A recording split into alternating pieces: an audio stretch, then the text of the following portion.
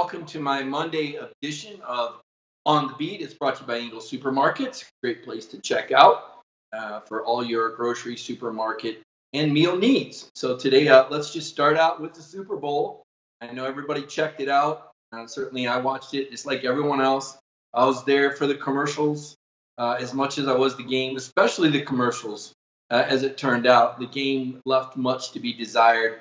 And listen, I love good defense as much as anybody, but I just wasn't impressed with the level of play. It made me wonder if there was more going on than we knew about. If everybody was stealing everybody's signs, because it sure did seem like the defenses were in the huddle. They were one step ahead, and that was not what I expected. Not when you consider, what the LA Rams did all season. But then, Todd Gurley still not Todd Gurley. That is a really puzzling situation. I think everybody wants to know what happened to Todd Gurley. Is he healthy? Is he not healthy? I have a hard time believing he's not healthy.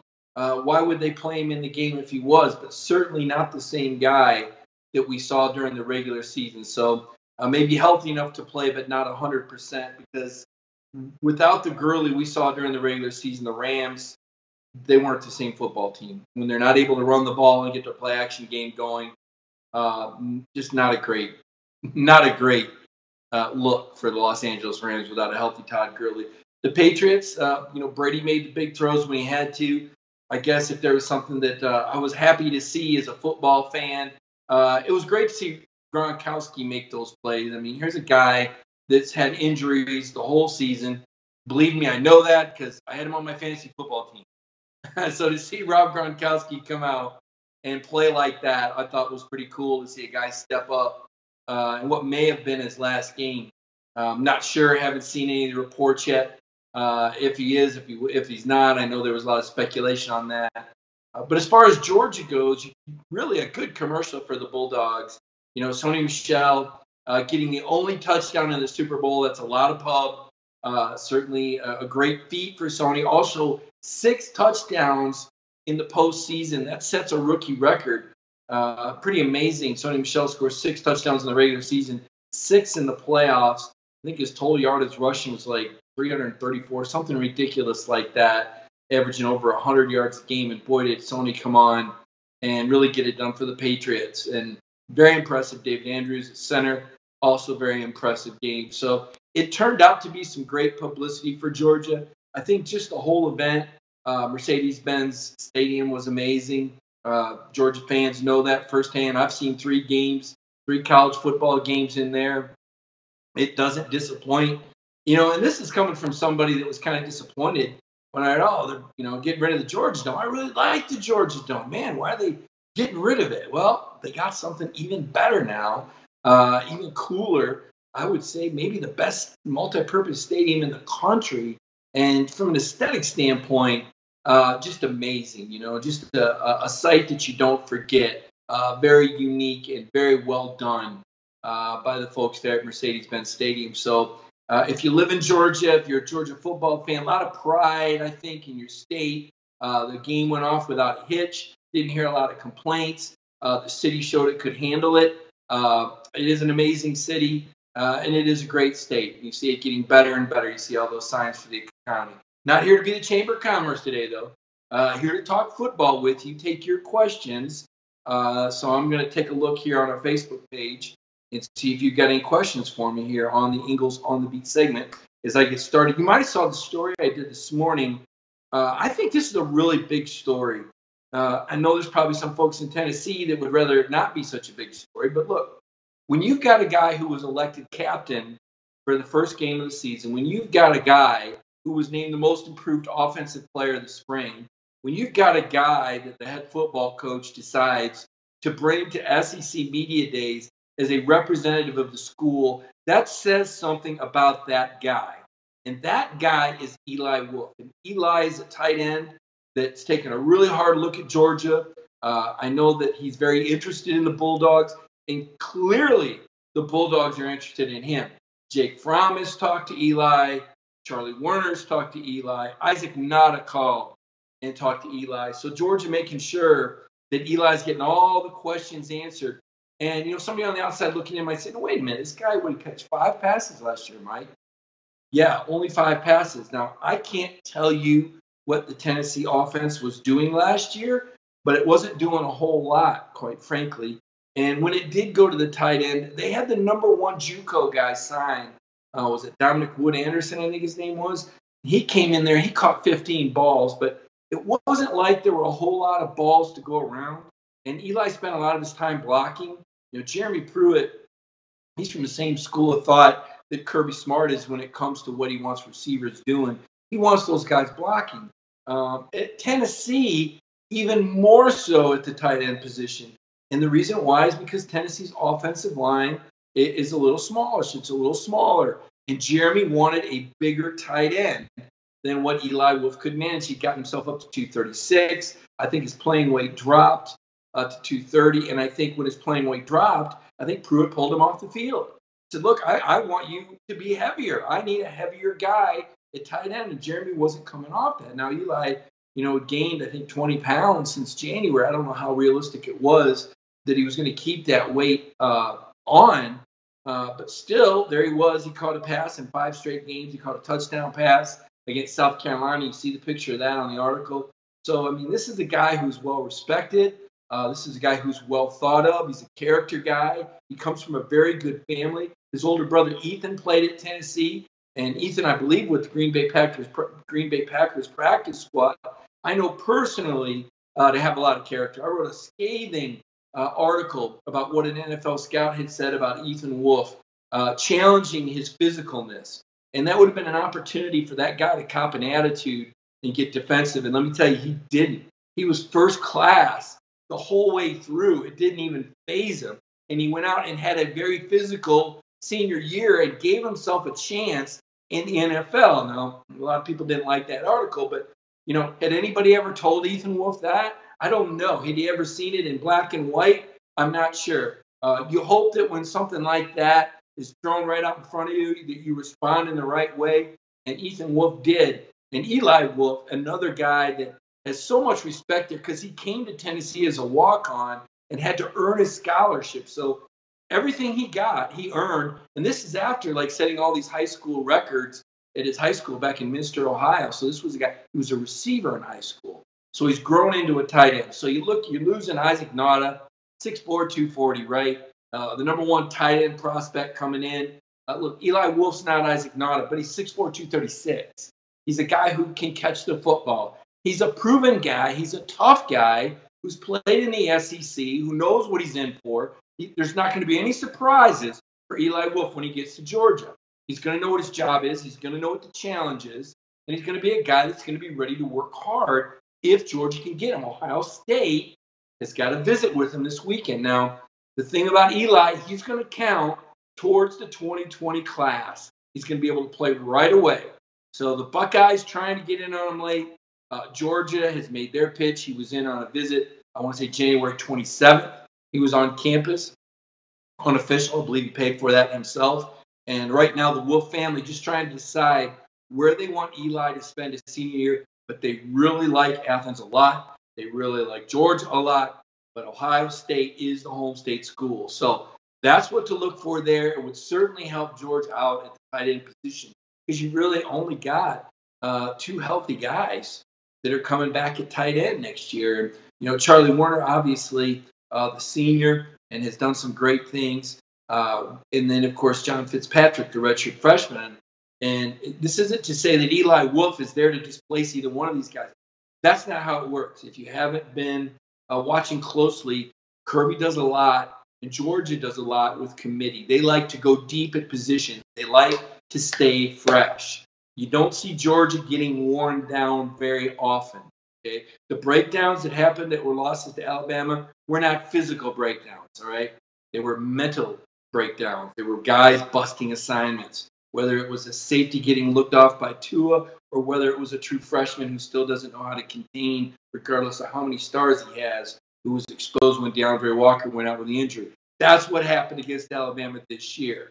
All right, the popular storyline is Jalen Hurts came in and he was just so awesome. Well, he was, because one of the outside linebackers was not containing and doing his job the way that DeAndre Walker was doing it. Let me tell you, when Walker went out, that's when the trouble started. It didn't matter who was at quarterback. moving forward, back to my point, Georgia likes to go deep at the positions. They want to have 4 guys ready to go in that tight end room, especially when you look at sometimes they like to use those 2 tight end sets. Now, they can always throw a lower number jersey on Cade Mays and trot him out there. We've seen that before. But who knows? Cade might be starting again this year. In fact, I would project that. Although it's going to be a heck of a battle, boy, that Georgia offensive line is so good. And that, to me, is another one of these win-win situations. So, maybe Tennessee won't miss Eli Wolf as much as Georgia will appreciate him because they really weren't able to go with a smaller tight end because of the challenges they have on their offensive line and with their blocking. Georgia, meanwhile, I think has the best offensive line returning in the country. Now, Eli Wolf is still going to have to block. If he doesn't block, he's not going to play. Ask Demetrius Robertson how that works. Doesn't matter how many recruiting stars that you had. Doesn't matter where you transferred in from.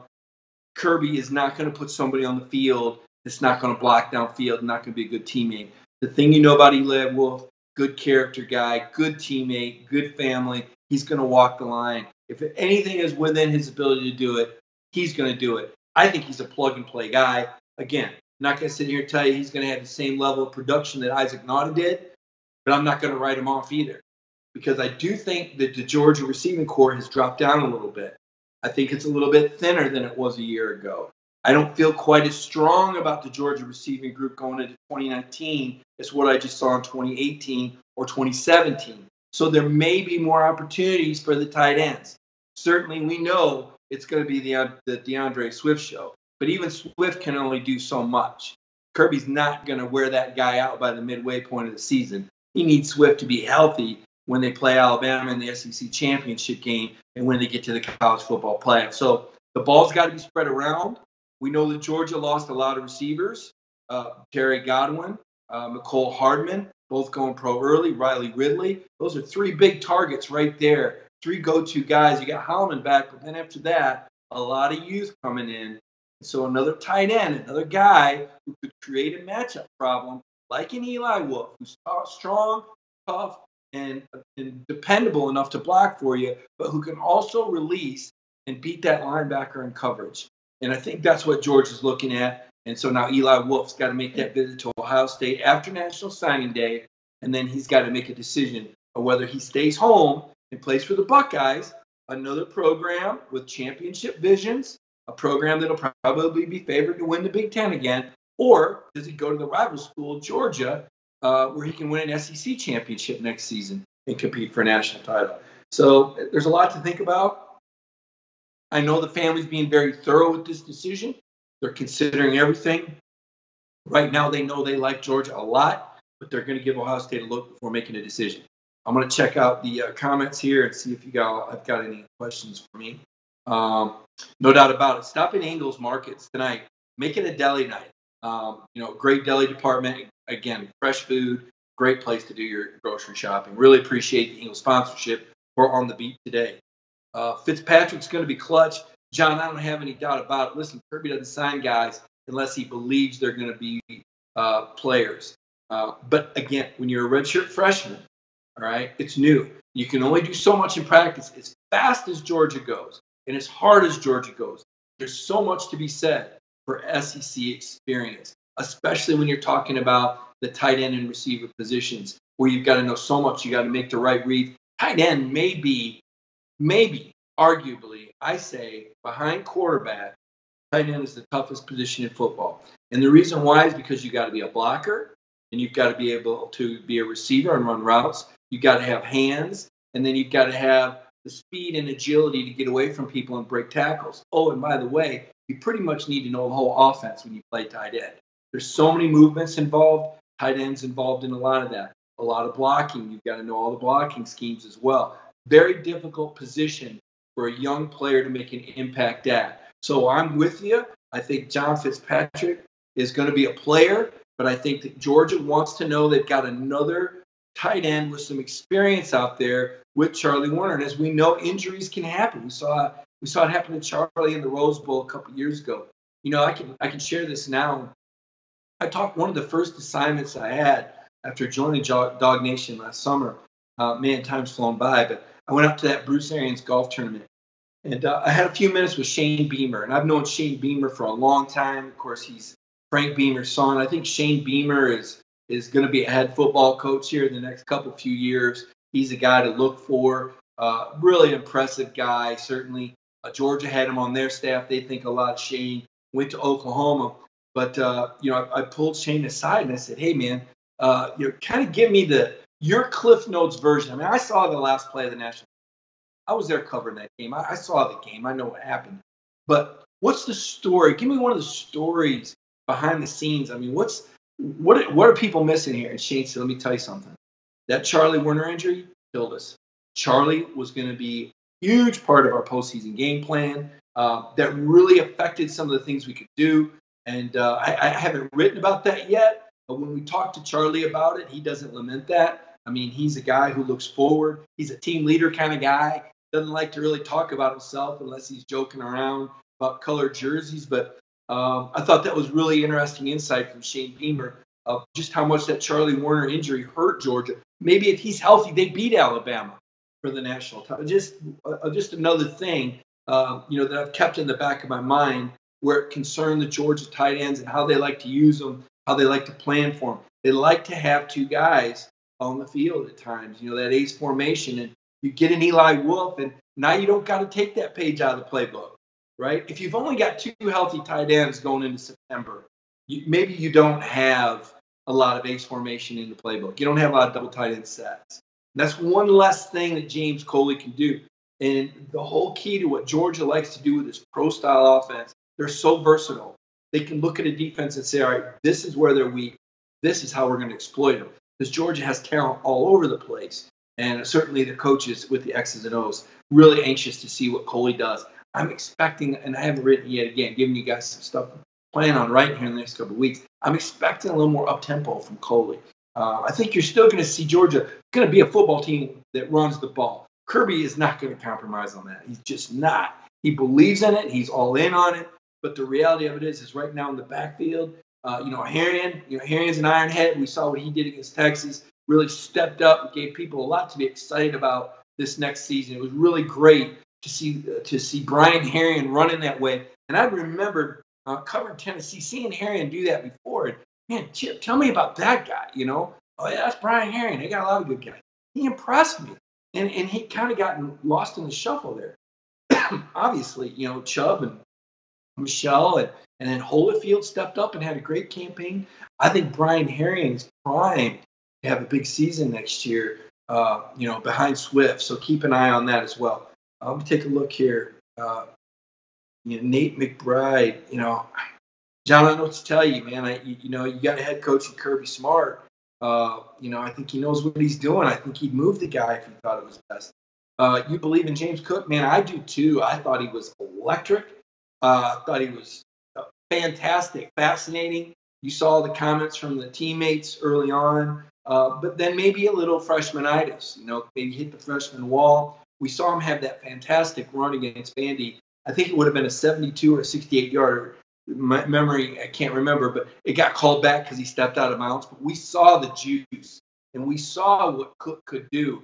And then the foot injury late. He wasn't available late in the year. Really thought he was underutilized to that point. Wasn't real impressed with how Jim Chaney used him. But again, I'm not at practice every day, so I'm not behind the scenes. I don't know. Did he hit the freshman wall? Was he not going as hard as the other guys? I'm not sure. I just know that Georgia practices, they've got that thing dialed up really high. And Kirby wants the best every day out of these guys. The guys talk about it. They want the best out of each other. So I think with a healthy off season, not sure when Cook's going to be out of that boot. He may be already out of that boot.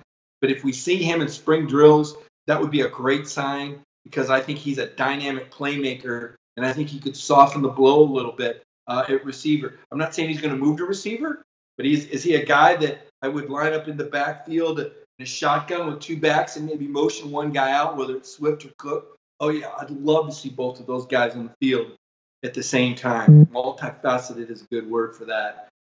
Kudos, Emory Davis. You nailed it. Take a look here if you guys have got any more questions. Again, trying to check out the comments here on the beat. That's live Q&A. A live blog, I guess, live video blog. Uh, Big advertisement for Georgia at the Super Bowl. I wrote a lot about that. And you got the 2 starting running backs. I think I read that was the 4th or 5th time in Super Bowl history that had happened. But, seeing Todd Gurley and Sony Michel, got to be something wrong with Gurley, right? That's not the same guy we started during the regular season. It's just not. Is he healthy enough to play but not 100%? You wonder if there's some type of arthroscopic procedure pending, or if one already occurred. And you just don't know. I have a feeling we'll know that eventually, sooner or later. Marion Corbin, yes, the Gators will be obnoxious if they get Elam. Boy, that is so big for Georgia to land that South Florida corner. And they've done so great down there. That's James Coley Turf. But you get this guy, man, in the secondary, the Georgia secondary, Charlton Warren, I think they can maintain, I really do. And I think Mel Tucker was about as good of an assistant coach as there was in all of college football. When you talk about accomplished and you talk about experience and everything Mel brought to the table with those 10 years of NFL experience and then the college experience as well, all those years under Saban and then Tressel and then the relationship with Kirby, the way he clicked. Charlton Warren, boy, if Charlton Warren can land Elam. Remember, Charlton was hired the same weekend that Elam was up here in Athens for his visit. So that's definitely one to keep an eye on. I'll be looking at that this week. I'll tell you something else I'll be looking at. I'll be looking at the coaching staff, not just at Georgia, but around the SEC. A lot of times after signing days, things have a way of shifting and changing. We know at Georgia, Kirby hasn't even named a defensive coordinator yet. Does that mean he doesn't know? Or is there one more piece to this puzzle that we haven't seen yet? So that's something I think to look forward to. Matt says, Sony's got his ring. Now he can bring it around and show recruits when they come home. No doubt about it. I think that Sony Michel will be a great recruiting tool, I guess, if you want to use that word, or a recruiting persona. Anytime you see a guy that scored the only touchdown in the Super Bowl, people are going to want to know more about him.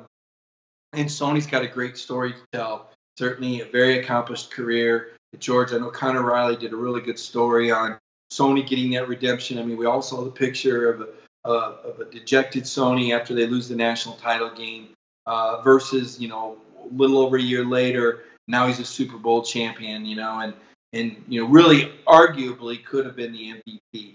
I think you had to give it to Edelman. Edelman was much more productive, 140 or 150. He seemed like the only offense the Patriots had for a while. But you could have made a case for Sony. That 26-yard run he had that led to the clinching field goal, I thought that was really big. I wouldn't understate that. I thought that was a big-time run by Sony Michel.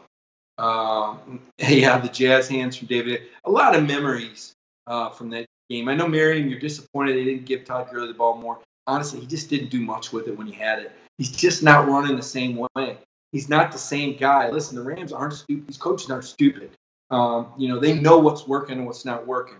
And I saw it with my own eyes. I said, that is not the same Todd Gurley that I've watched the last 2 seasons. There's something wrong. There's something missing here. I'm not sure what it is. I think we're eventually going to see it, though. Any other questions here? Guys, fire away. A couple more minutes here.